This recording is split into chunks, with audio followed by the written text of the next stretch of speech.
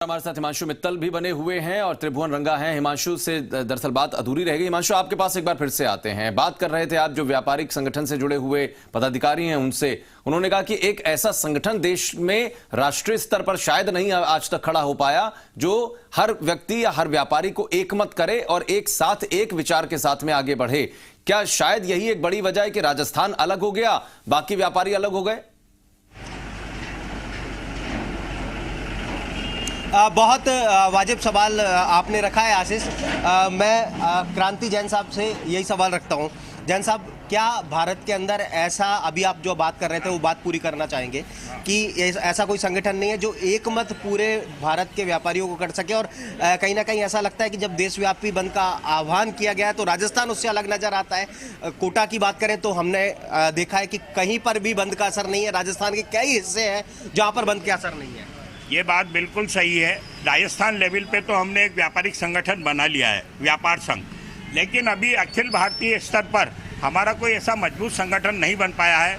अब जैसे केट है, 40 है, चैम्बर ऑफ कॉमर्स है, ये पुराने संगठन है जो कि पूरी तरह से शिथिल हो चुके हैं और हर जगह कोटा व्यापार महासंघ ही अब नए रूप में व्यापारियों की समस्याओं के लिए बने हैं। लेकिन पूरे इंडिया लेवल पर हम एक ऐसा मजबूत संगठन अभी तक नहीं बना पाए हैं जो व्यापारी की समस्याओं को केंद्र तक पहुंचा सकें।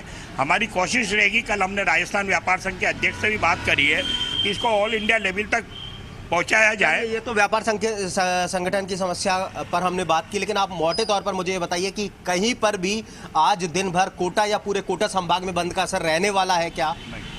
आज बिल्कुल भी हमने कोटा बंद का आह्वान नहीं किया है, क्योंकि ये बात केट ने हमारे तक पहुंचाई भी नहीं। हमारा कम्युनिकेशन गैप रहा है और ये बात सही है कि जो वो केट अपनी समस्या लड़ रही है व्यापारियों के लिए वो जायज़ है।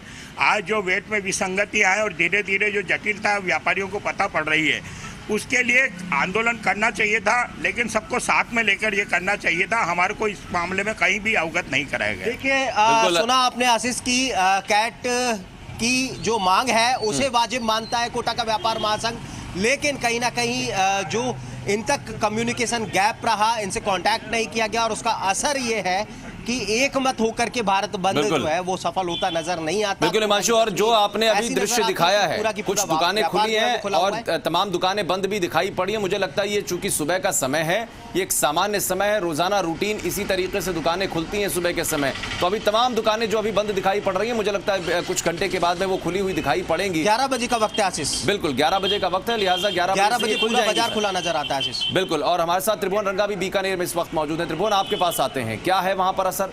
क्या बीकानेर में कुछ दिखाई पड़ रहा है बंद का असर?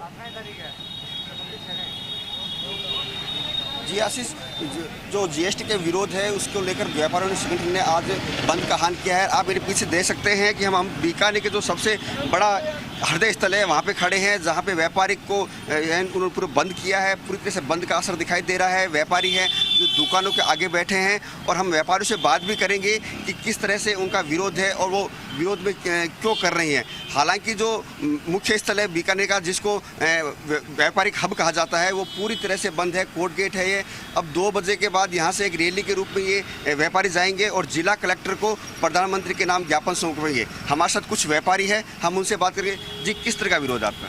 जीएसटी के खिलाफ विरोध है हमारा, क्योंकि इसमें इसको सरलीकरण नहीं किया गया है। इसमें बहुत ही कॉम्प्लिकेटेड कर दिया गया है जीएसटी को, जिससे सामान्य व्यापारी सब परेशान हैं और इस परेशानी के कारण से राज्यव्यापी आज हड़ताल रखी गई है। और आज त्रिभुवन, राज्यव्यापी हड़ताल रखी गई ऐसा कह रहे हैं व्यापारी। कलेक्ट्रेट जाएंगे और लेकिन एक सवाल मेरा दरअसल इसी से जुड़ा हुआ, वो जरूर पूछ लीजिए। कोटा के व्यापार मंडल के लोग कहते हैं कि हमने बंद का आह्वान किया ही नहीं है। बीकानेर कह रहा है कि बंद हम करेंगे। राजस्थान में, राजधानी जयपुर में व्यापार संगठन जो है वो कहता है हम नहीं करेंगे। ये किस तरीके का हाल असर पड़ रहा है? जयपुर और कोटा में बंद का आह्वान नहीं है। क्या व्यापारियों का संगठन नहीं है? जबकि आपने कहा है राज्यव्यापी आह्वान पे हैं। जयपुर और कोटा से कई शहर जो खुले हुए हैं।